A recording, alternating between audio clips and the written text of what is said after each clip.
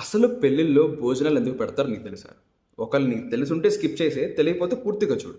పూర్వం ఏంటంటే we are uncivilised. మనం అందరం అడవిలో ఉండేవాళ్ళం. మనకి మన తెలిసేది కాదు. సో ఉమెన్కి అప్పుడు పెద్ద ఎంపవర్మెంట్ అదేం లేదు. పచ్చిగా చెప్పాలంటే women was a public property.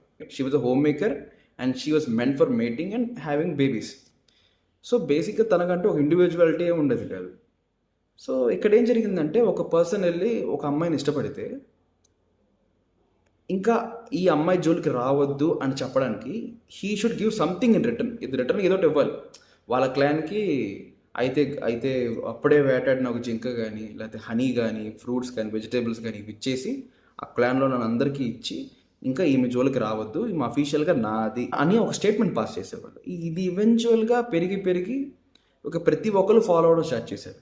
ఇంకా అలా అలా స్టార్ట్ అయింది. ఇప్పుడు కూడా కంటిన్యూ అవుతుంది. ఇప్పుడు కూడా మనం రోజు పెళ్ళిళ్ళలో భోజనాలు అవి ఇవి అని పెట్టడానికి యాక్చువల్గా రీజన్ అయితే ఇది.